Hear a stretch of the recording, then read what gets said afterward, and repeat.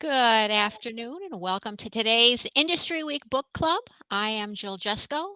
I'm executive editor of Industry Week, and I am pleased to have joining us today John Dyer. John Dyer, for a very brief bio, longtime manufacturer, consultant, regular contributor to Industry Week, as well as helping out with the Best Plans judges. When I say a regular contributor to Industry Week, we've got many great columns by him on our website. And today we are here to talk about his book, the name of which is The Façade of Excellence, Defining a New Normal of Leadership. Welcome, John. Yeah, thanks for having me. Oh, we're pleased to have you. Let's jump right into some conversation.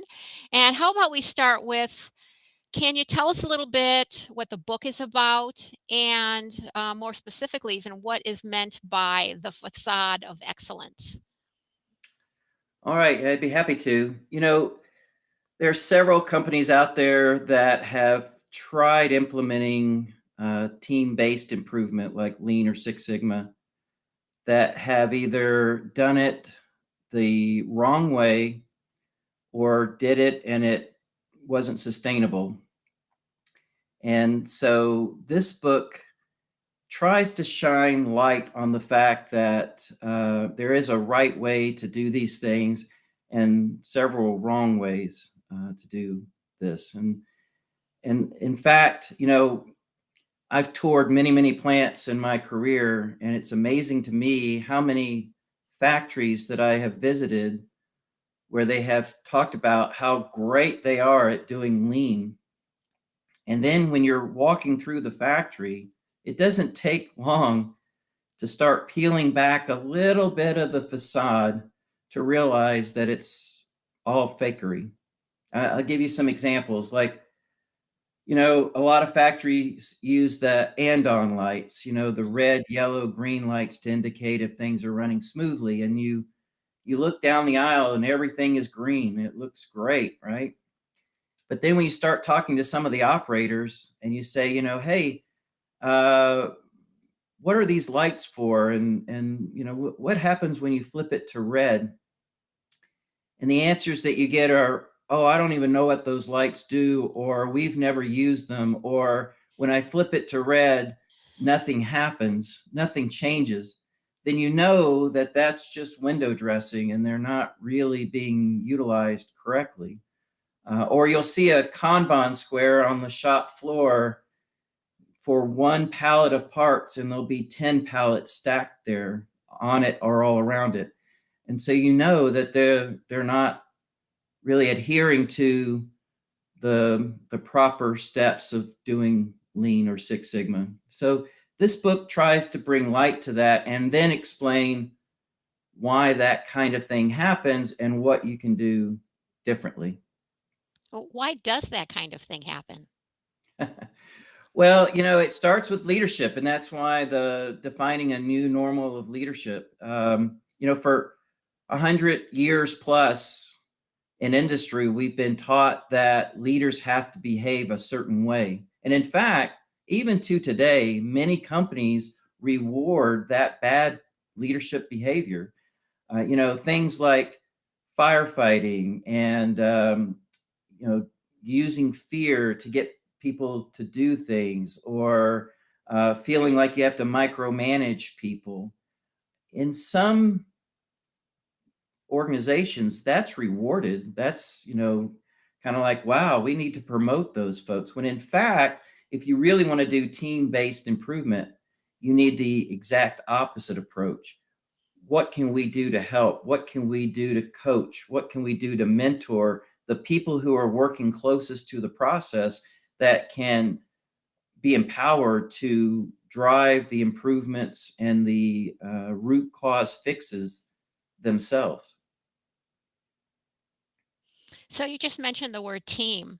You said if people want team-based improvement, if leaders want team-based improvement, why would they want team-based improvement? I mean, is that what you're saying a good leader is? But, it's interesting, because when you have a group of people, if they're being told what to do and how to do it with no latitude or no input in the success of that organization, then they are almost like robots. They're like zombies. They come to work every Monday morning, dreading it, just wanting to get through the day, just hoping they can survive, hoping that someone doesn't point a finger of blame at them, hoping that someone doesn't yell at them. And then they go home and repeat the next day and the next day. Versus, and I've seen this in several plants that have gone down this path, versus being part of a team that is supported, listened to, trusted, that can provide input to how their process is designed, how it functions. And then they can build that sense of pride of workmanship that Dr. Deming would talk a lot about. And then when the company is successful, they can share in that success and feel good about the progress that's being made within that company. And before you know it, I mean, they would knock walls down for you because they want to be part of the winning team. Everybody wants to feel fulfilled at work. They want to feel like they have contributed something and want to be, a good provider of parts and services to their customers. But that requires transparency. That requires trust. That requires humbleness on the part of the leaders to say, hey, we're here to support you, not the other way around. So is there one way to lead, one right way to lead? Is that what you're telling us in this book? No, actually, I talk about leadership as a spectrum, and I think that's one of the confusing things about defining leadership. When you think about great leaders from the past, right? Some are, war generals that get things done through a chain of command, whereas others are really good coaches for basketball teams or football teams, or others are more, of a mentor and a coach. And it's kind of like, well, wait a minute. If there are several different definitions of what a good leader looks like, how do we know which should be used at any given time within the organization to help promote this culture of a team-based improvement initiative? And that's what the book kind of lays out is that there actually I define 4 different leadership styles. And depending on where the organization is in their journey, Mm-hmm. a particular style is necessary in order to help the organization move to the next step in their journey and the next step and the next step. So, in other words, if I come in and just say, all right, I just want to empower all of the employees and you're now all teams, it'll be a fiasco because people aren't ready for that. They haven't been trained. They don't know how to work together. They don't know how to solve problems. So at the beginning of a journey like this, you need a leader that's willing to take the initiative and say, this is the direction we need to go in, and I'm going to help us get there. But for the short term, you need to follow me. And then start engaging the employees by simply asking them questions about what they're doing. How could they do it better? What kind of support do they need? How can the leader help them be more successful? That starts engaging their brains. That starts getting them to look towards the future instead of dwelling on all the problems of the here and now. Then you start introducing teamwork and doing it in small areas, small groups, and then expanding and expanding. And then once they're getting good at working together as a team, then you start empowering them to make decisions right there in the process area to address problems real time on their own. So is this book for poor leaders? It's for everybody. I mean, it's for people who are in the improvement profession. It's for people in an organization that wants to become a leader, and it's for existing leaders. I've had several, executives tell me that they actually bought copies of the books for their entire staff and went through it chapter by chapter as a leadership team to discuss, are we doing these things that are being pointed out in the book? Mm-hmm. And one COO once told me that one of the characters is Frank Smith, and one of the COOs said that they try to discuss, do we have Frank Smiths within our company? And he said that at first they didn't think so, but as they went on, they started realizing they themselves were behaving like Frank Smith. Okay, so we're going to be out of time shortly, but I wanted to ask you specifically about the approach you are taking and have taken in this book, which is, it's part fiction novel. At least it reads like part fiction novel as well as part analysis and practical application. Can you talk a little bit about why you decided to take this approach?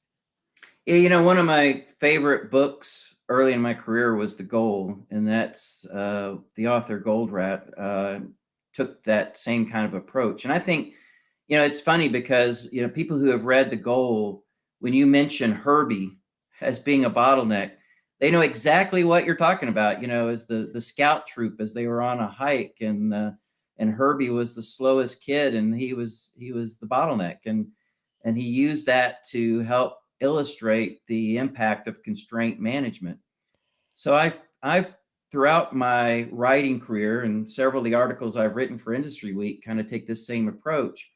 I try to introduce a concept to the audience, then use a story that's based on reality. Everything that happened in the book, in the story portion, has happened sometime in my career, but I've changed the names and the circumstances slightly in order to protect the people that were involved, because not all the stories are very flattering. But I think that's what drives a lot of the learning home with people, that it's something they can relate to. And it's like, oh, that's what's meant by that particular concept. And then I have a little bit of more after the story to say, all right, this is how you can apply what you've read to your own particular situation. Mm-hmm. And here are some tools and techniques to address some of the issues that were raised in the story portion. So in the story, it follows two executives. One's name is Frank Smith, and the other one is Jim Brown. Jim's new to the organization. They're both executive vice presidents. Jim wants to do it the right way, but he inherits a staff that is very resistant to change. So he has to overcome those obstacles before he can start engaging the workforce and making improvements. Frank Smith has been there for many, many years, and he decides to fake his way through it, manipulates data, uses fear, does all the wrong things to try to make it look like they're getting better when in fact they're getting significantly worse. Mm-hmm. Okay, I'm going to ask you one final question. What's the first step to becoming a better leader? The first step is to recognize the different leadership styles. Several leaders I've talked to that have read this book were like, gosh, I never really thought about, the fact that there are different leadership styles, and there are appropriate to different circumstances of what the organization needs at that particular time. So first, recognizing that there are different styles, and then second is starting to practice doing those various styles. Some people feel like they're really good at style 1 or style 3. Well, you really need to be good at all 4. And then you need to recognize when it's appropriate to do each of those styles. Because if you use the wrong style for where the organization is at that particular time, then it can have some pretty negative effects. So you need to be aware of which style is needed at any particular time. So I think that's where you start, is just understanding that there are different leadership styles out there and which one is appropriate. Okay, we have run out of time. I would like to thank John Dyer for his attendance and great conversation today. Again, the title of his book, The Façade of Excellence, Defining a New Normal of Leadership. Thank you, John. I'd also like to thank our audience for their kind attendance. And with that, that concludes today's Industry Week Book Club. Thank you, everybody. Thanks.